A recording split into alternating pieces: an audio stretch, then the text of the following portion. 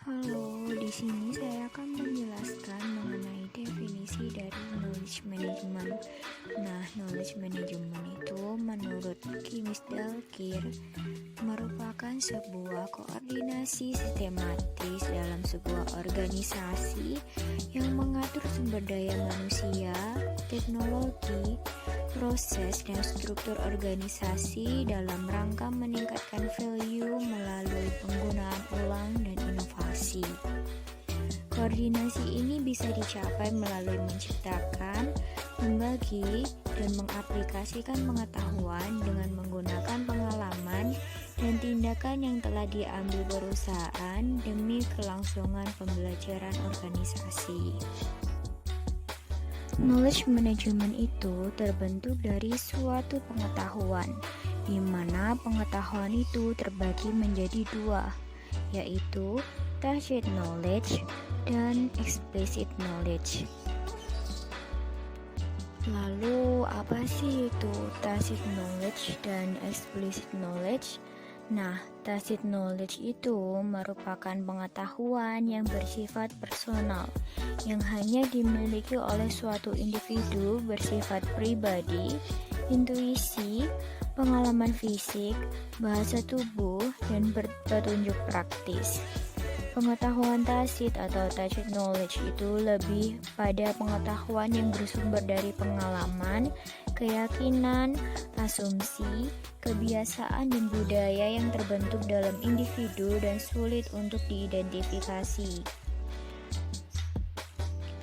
Sedangkan explicit knowledge atau pengetahuan eksplisit itu merupakan suatu pengetahuan yang telah berhasil terdokumentasi, yang memiliki suatu sifat struktural, sistematis, dan mudah untuk dikomunikasikan dan dibagikan kepada orang lain. Pengetahuan ini dapat berupa buku, jurnal, karya ilmiah, referensi, atau yang lainnya. Pengetahuan ini didapatkan dan berkembang dari isi dan informasi yang ada di dalamnya.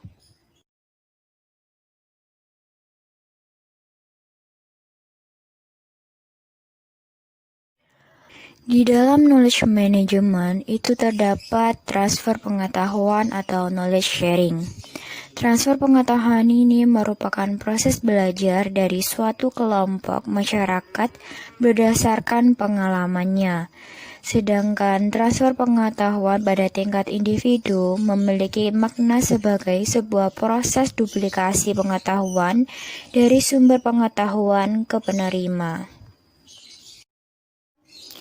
Jadi, pada dasarnya, sharing knowledge atau transfer pengetahuan merupakan suatu proses pengubahan tacit knowledge menjadi explicit knowledge agar dapat diterima dengan lebih mudah oleh pihak lain. Jadi, transfer pengetahuan tersebut dapat dilakukan dengan cara melakukan percakapan secara tatap muka, ikut dalam forum pengetahuan, diskusi, dan pelatihan, serta masih banyak lagi. Lalu, bagaimana sih itu transfer pengetahuan atau sharing knowledge? Oleh karena itu, setelah video ini, saya akan menampilkan wawancara atau diskusi dengan salah satu narasumber saya dengan diskusi yang memiliki tema teknik hasil perikanan.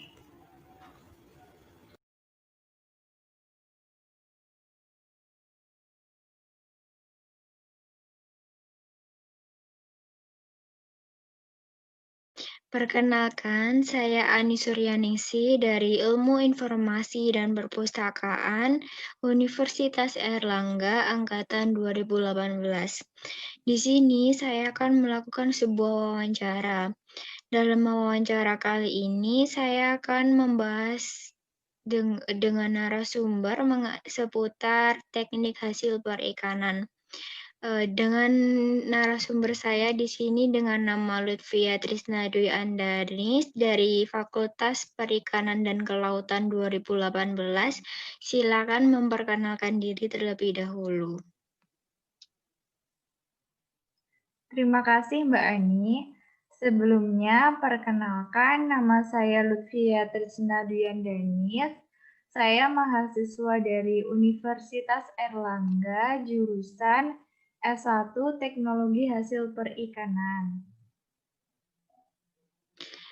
Baiklah, untuk memulai wawancara kali ini, saya akan menanyakan pertanyaan dasar terlebih dahulu. Mungkin belum banyak orang yang tahu ya, di Fakultas Perikanan dan Kelautan itu kan ada dua prodi atau jurusan, yaitu aquacultur dan teknik hasil perikanan. Nah, apa sih perbedaan dari kedua jurusan tersebut? Mungkin bisa dijelaskan, Mbak Lutfia? Untuk jurusan aquacultur atau budidaya perairan itu fokusnya seperti pembenihan ikan dan pembesaran ikan. Sedangkan untuk teknologi hasil perikanan di sini kami mempelajari seperti pasca panen dari ikan diolah menjadi sebuah produk seperti itu. Baiklah, berarti, untuk teknik hasil perikanan ini sendiri itu lebih ke pengolahan ikan setelah dibudidayakan ya, untuk dijadikan sebuah produk yang memiliki nilai ekonomis. Nah, lalu karena kamu kuliah di jurusan teknologi hasil perikanan ini, selain tentang kan tentang pengolahan ikan ya.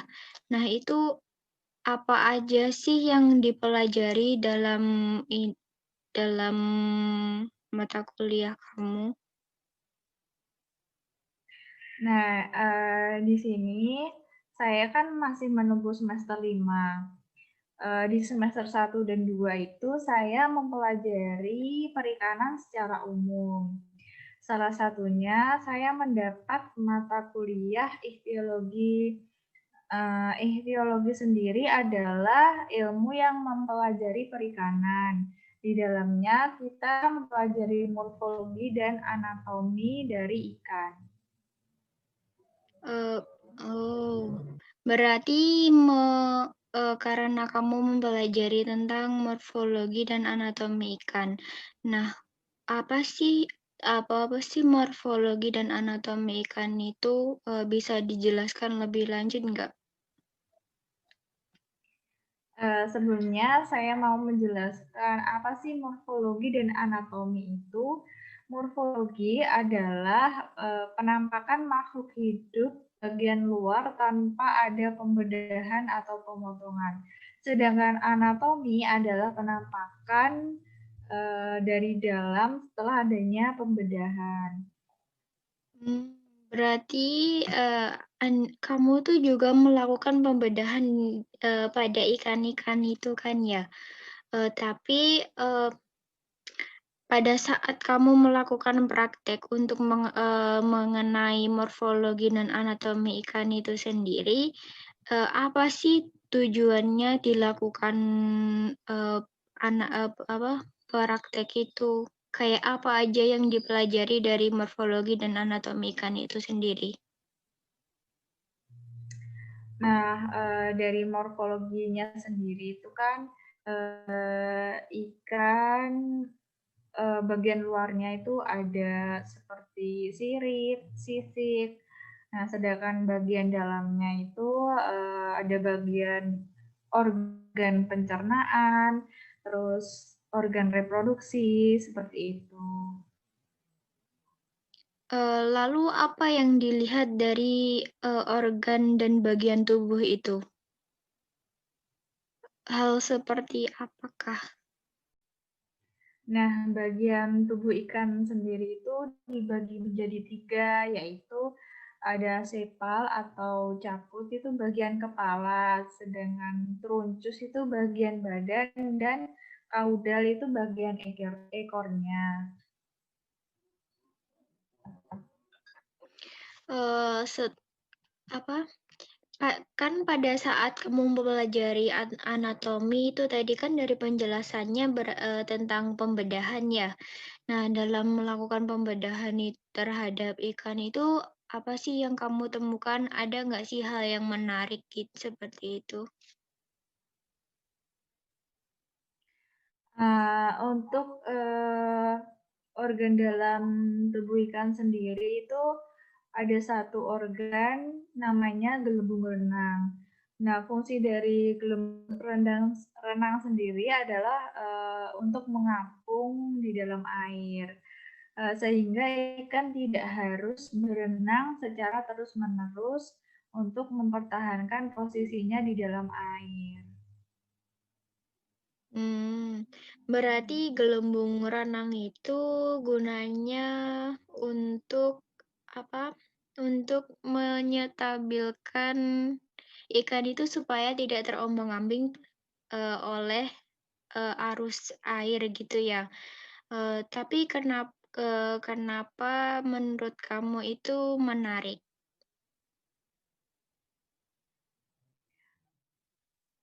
Karena, gelembung renang itu adalah salah satu ciri khas dari ikan, eee, dan, hewan lain itu tidak mempunyai organ tersebut. Hmm, memang benar sih, soalnya kan apa, hewan hewan daratan terutama kan mereka tidak berenang ya. Iya mereka berenang tapi mereka tidak hidup di dalam air sehingga tidak perlu menggunakan gelembung renang.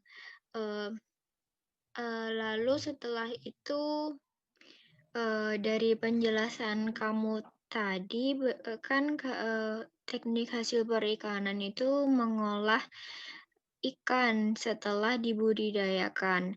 Nah, pengolahan ikan itu termasuk seperti apa aja sih? Bisa tolong dijelaskan nggak? Dan tekniknya itu seperti apa untuk mengolah ikan? Untuk macam-macam cara pengolahan ikan sendiri, itu ada pendinginan, pembekuan, pengalengan, penggaraman, pengeringan, pengasapan, kemudian fermentasi.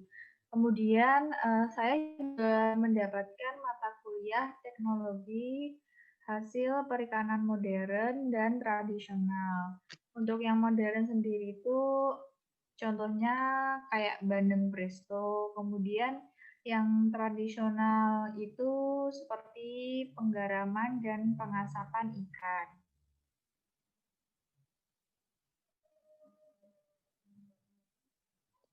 Berarti kan, mempelajari pengolahan ikan secara modern dan tradisional begitu ya? Dari keduanya itu, eee, berarti yang modern itu lebih menggunakan alat dan sedangkan yang tradisional itu masih menggunakan bahan-bahan alami. Jadi dari yang saya tangkap tadi dari jawaban Mbak Lutfia, itu kan apa, pengolahan ikan itu dilakukan dengan terdapat 2 cara untuk melakukan pengolahan ikan. Nah, yang satu itu dengan modern dan yang satunya lagi tradisional. Nah, yang saya, tangkap tadi, yang tradisional itu lebih ke pengawetan ya, pengawetan dengan menggunakan garam atau pengasapan. Nah, lalu apa sih alasan diawetkan itu dan kenapa kok ikan itu harus segera diolah? Ikan sendiri adalah salah satu bahan pangan yang sifatnya perishable food, yaitu mudah rusak. Jadi harus segera ditangani. Ikan dari ikan setelah dipanen dari laut ataupun tambak itu harus segera ditangani.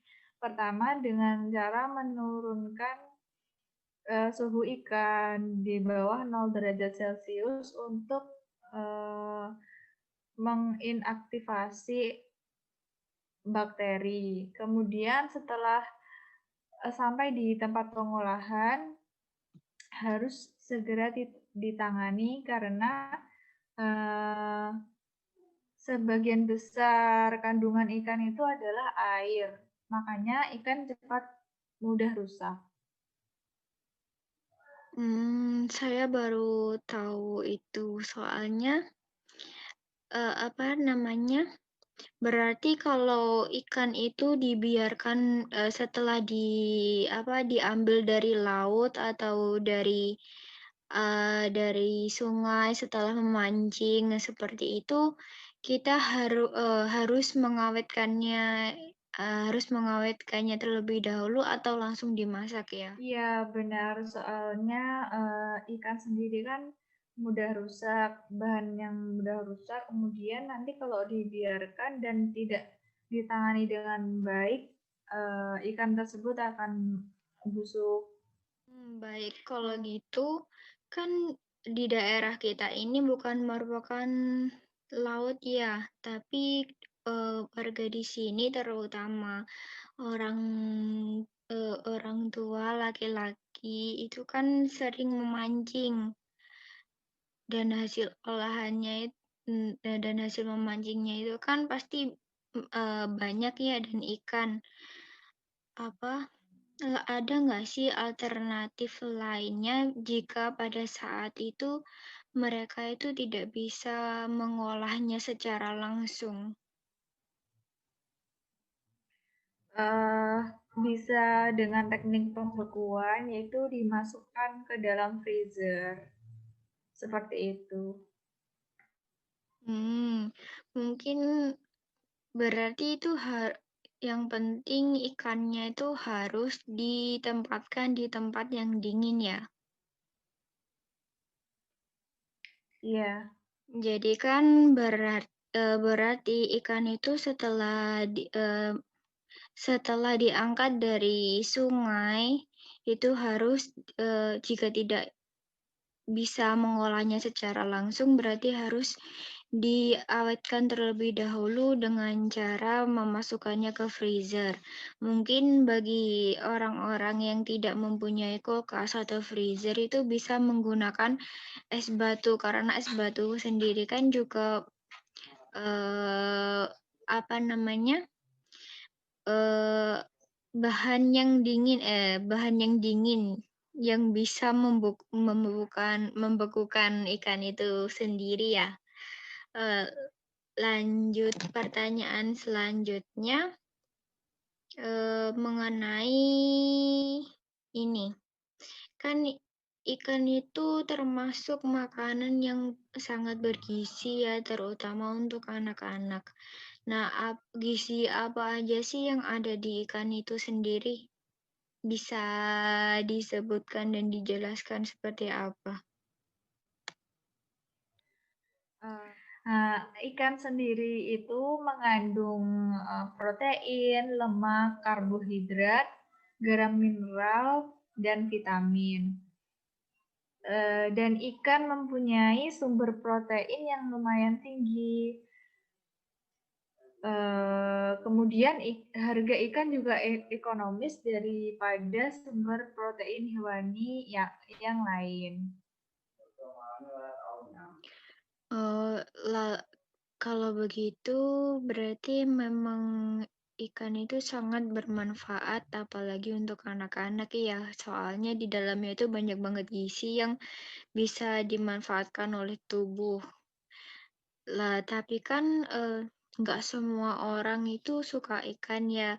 Ada beberapa orang itu nggak menyukai itu ikan. Jujur aja saya sendiri tuh kan nggak begitu menyukai ikan. Nah, ada nggak sih pengolahan ikan supaya dijadikan produk baru yang bisa membuat orang itu bisa suka sama ikan? Nah, di semester 5 ini saya mendapatkan mata kuliah kewirausahaan. Nah, di sini ada tugas yaitu membuat sebuah ide usaha.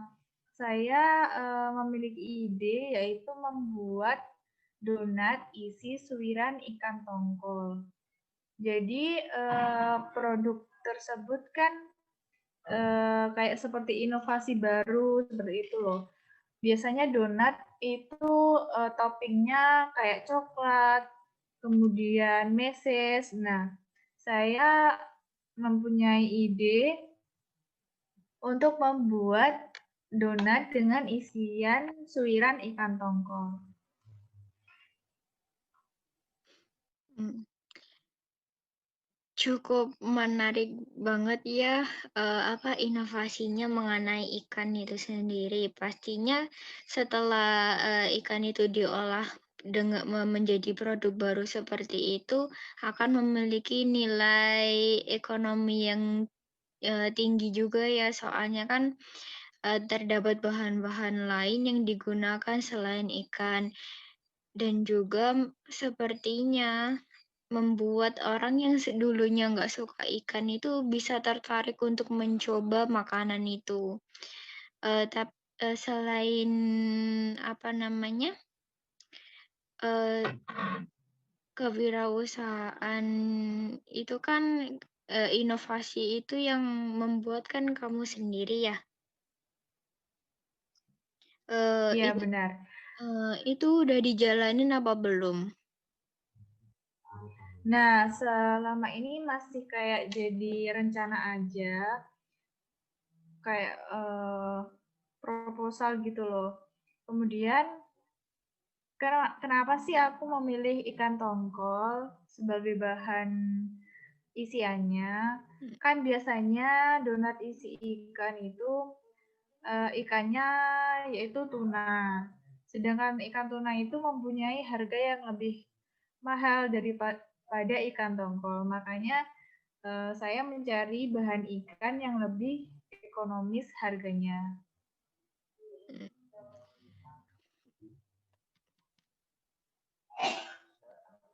Hmm.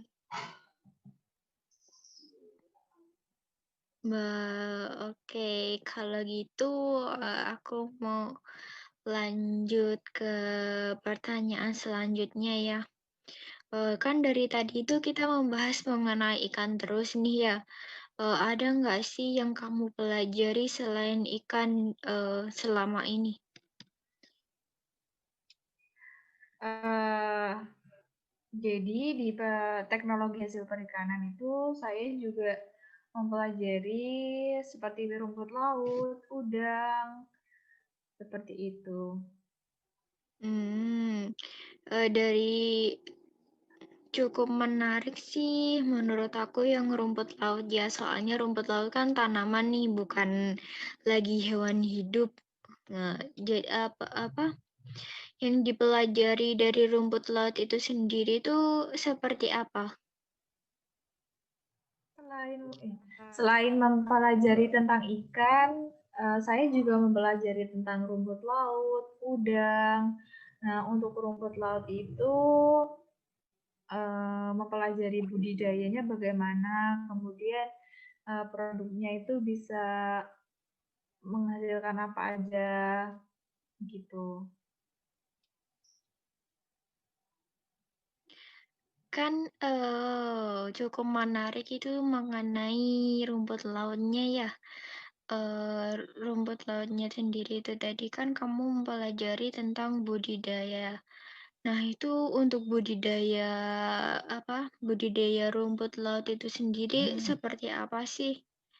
Soalnya kan kalau di tempat kita sendiri tuh kita nggak masih awam banget dan dengan rumput laut ya. Bisa tolong dijelaskan nggak seperti apa aja?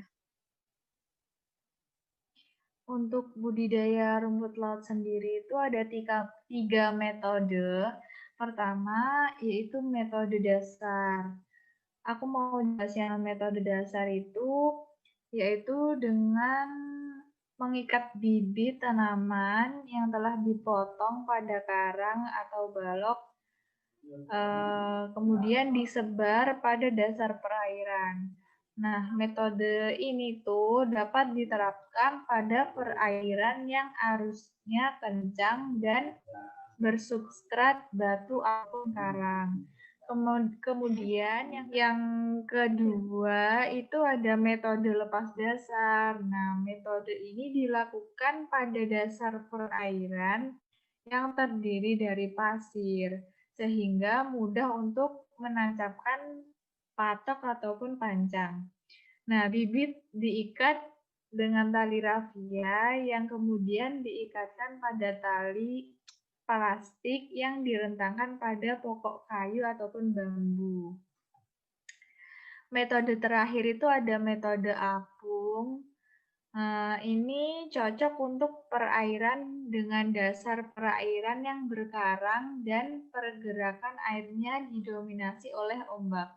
Nah, penanaman menggunakan rakit-rakit dari bambu sedang dengan ukuran tiap rakit bervariasi tergantung dari ketersediaannya.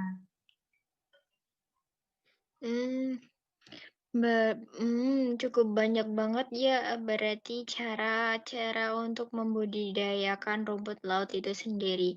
Tapi itu kebanyakan membudidayakan rumput lautnya itu di laut ya.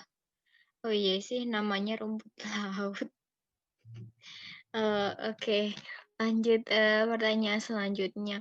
Kan kayak rumput laut itu biasanya kalau kita lihat itu kebanyakan kayak di supermarket itu kan kayak cuma rumput laut kering gitu ya.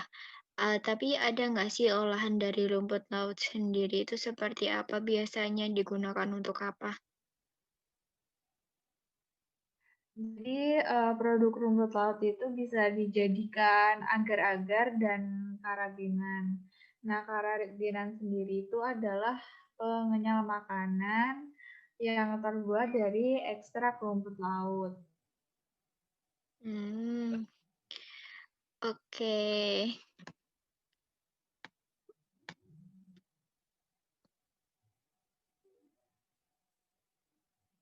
Jadi, tadi kan kita itu udah membahas mengenai gizi dan vitamin yang ada pada ikan. Nah, untuk rumput laut sendiri ini ada nggak sih vitamin atau gizi di dalamnya yang bagus untuk tubuh manusia? Ekstrak rumput laut itu bisa sebagai antioksidan bagi tubuh manusia karena, eee Eh, Berarti di dalam rumput laut itu sendiri tuh ada antioksidan yang bagus untuk tubuh ya. Nah, tadi kan, udah dijelasin itu kalau rumput laut itu biasanya diolah sebagai makanan, seperti apa tadi, karagen dan juga agar-agar ya. Nah, ada nggak sih, produk yang menggunakan bahan rumput laut itu sendiri? Eee, selain itu, penambahan ekstrak rumput laut juga dilakukan pada kosmetik dan makanan ikan. Berarti ternyata rumput laut itu juga bisa digunakan, dalam, apa namanya, makanan ikan juga ya? Iya, benar. Oke, aku mau balik lagi nih ke pertanyaan tentang ikan. Nah, tadi itu aku penasaran juga sih, di bagian-bagian tubuh ikan itu apakah semuanya bisa diolah dan apa, bermanfaat bagi tubuh? Atau hanya dagingnya saja yang bermanfaat dan memiliki vitamin?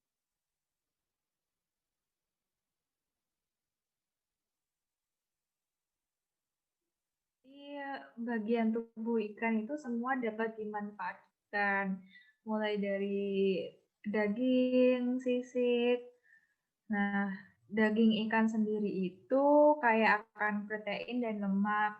Kemudian manfaatnya itu ya seperti kita ketahui dapat dijadikan berbagai macam makanan, contohnya kayak nugget, terus dimsum.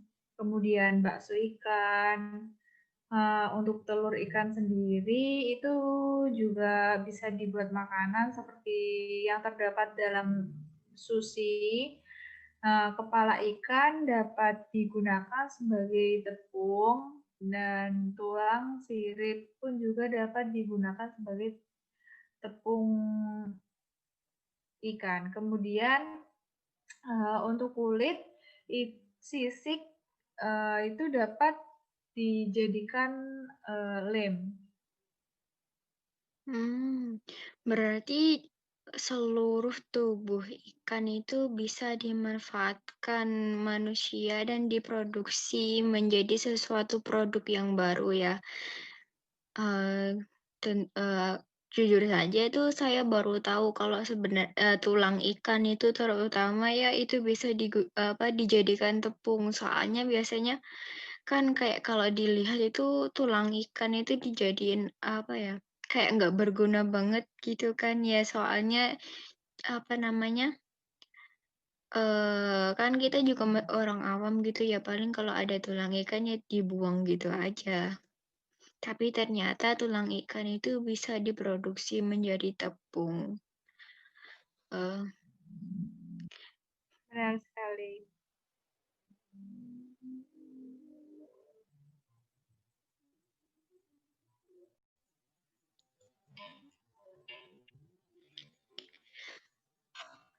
nah, jadi kan tadi kita tuh udah bahas banyak banget mengenai pengolahan ikan, mulai dari pengawetannya dan lain-lain.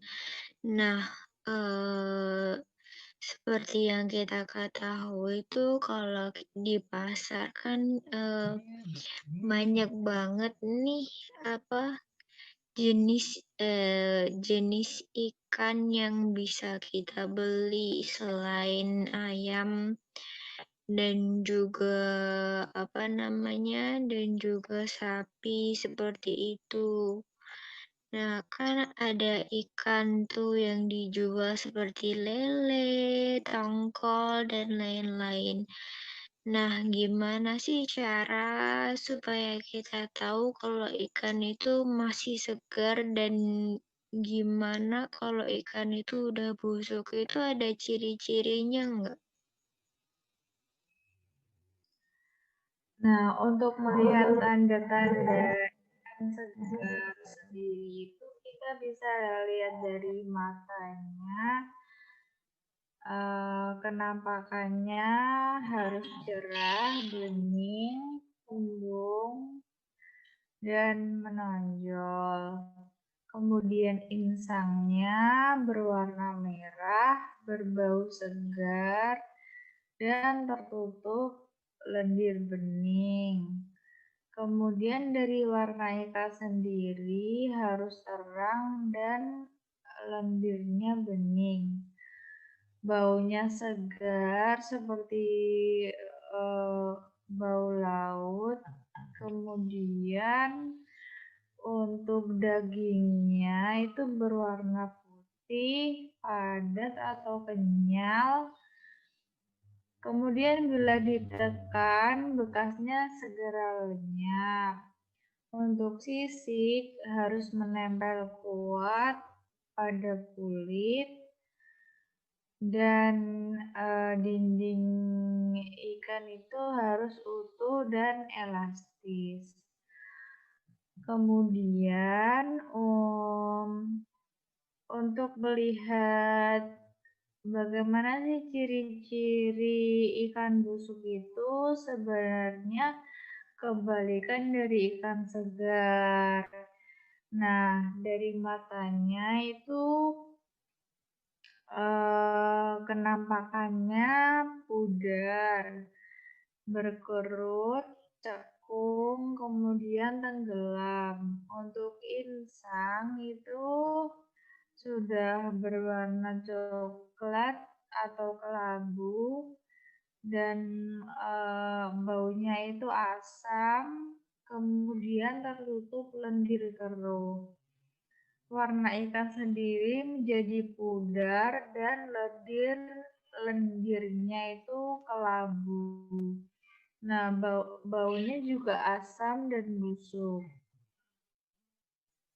Dari dagingnya itu berwarna kemerahan, terutama pada sekitar tulang punggung, kemudian bekas tekanan jari itu tidak hilang. Dari sisiknya mudah lepas dan dindingnya menggelembung, pecah, terus isi perutnya juga keluar.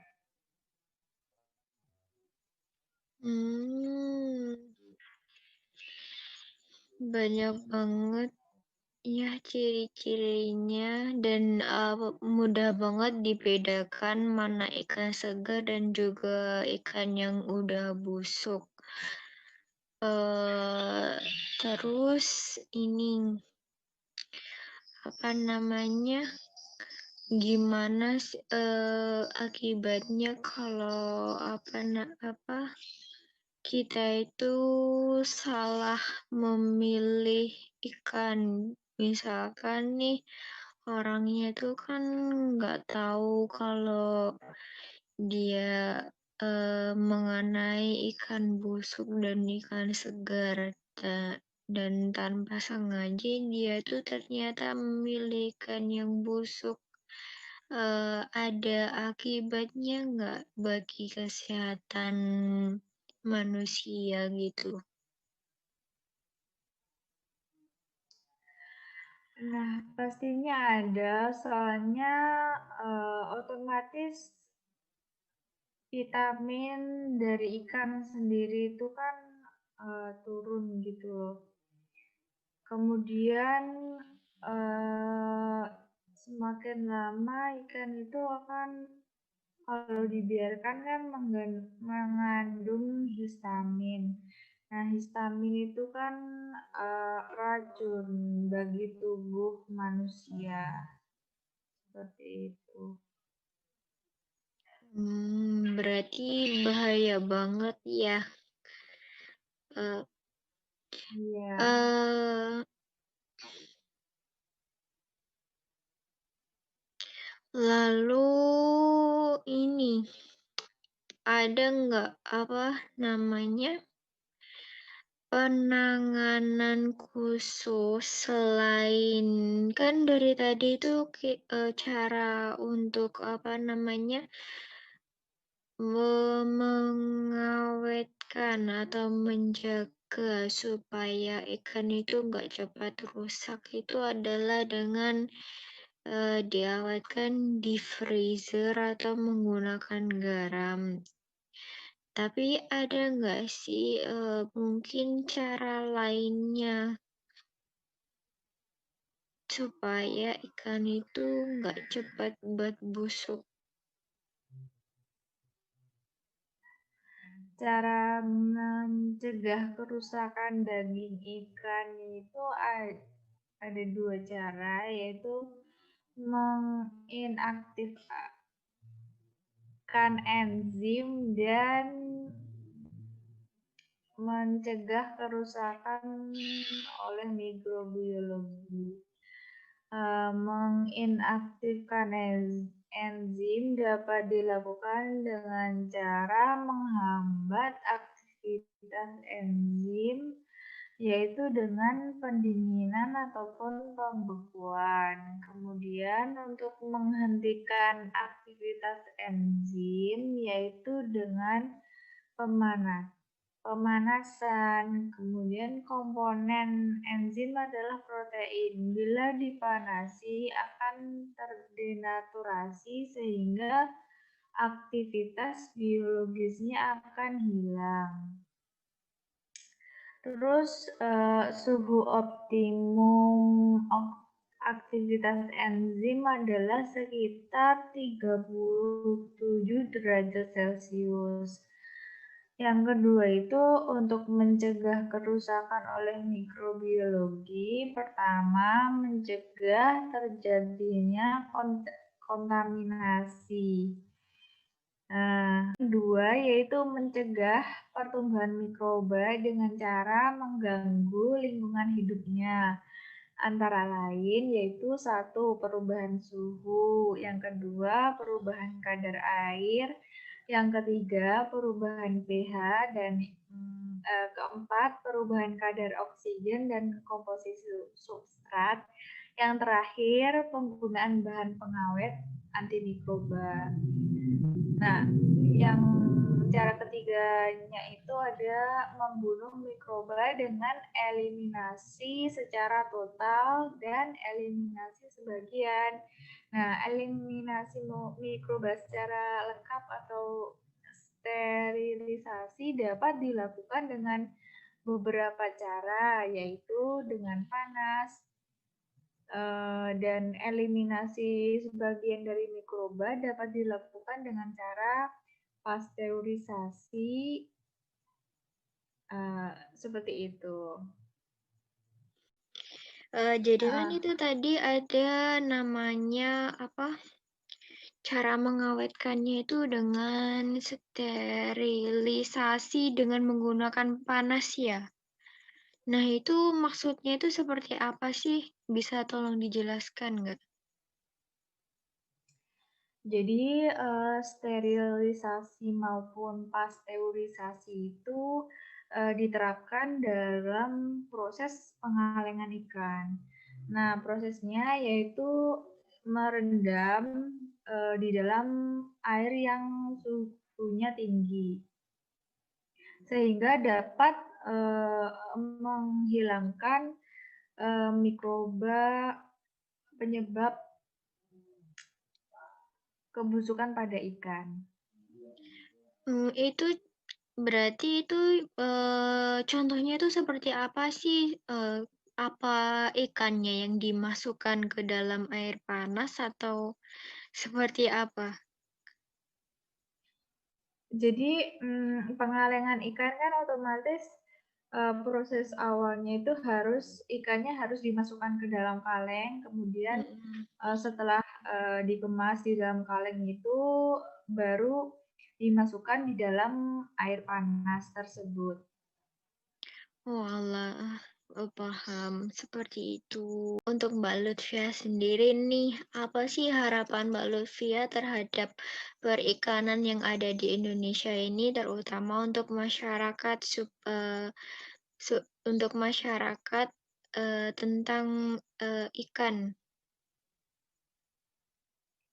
Harapannya supaya masyarakat Indonesia itu lebih banyak mengkonsumsi makanan yang berbahan ikan, karena kita tahu sendiri bahwa ikan itu adalah sumber protein hewani yang tinggi dan dapat membantu pertumbuhan anak-anak maupun gizi yang diperlukan oleh tubuh.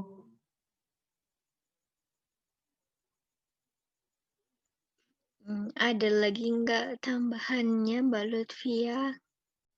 Untuk pengolahan ikannya sendiri itu seperti pabrik-pabrik yang ada di Indonesia, harapannya lebih maju dan dapat bersaing dengan negara-negara lain.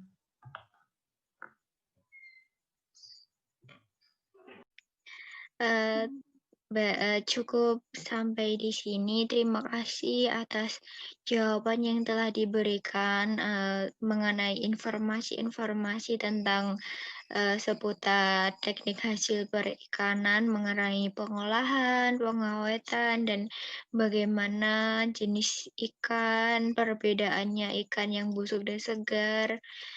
Terima kasih atas informasi yang diberikan oleh Mbak Lutfia. Cukup sekian wawancara yang saya lakukan dengan Mbak Lutfia. Terima kasih, selamat malam. Sama-sama, selamat malam. Kesimpulan dari wawancara tersebut adalah ditemukan bahwa teknik hasil perikanan merupakan sebuah jurusan yang mempelajari mengenai cara dalam pengolahan ikan setelah ikan itu dibudidayakan.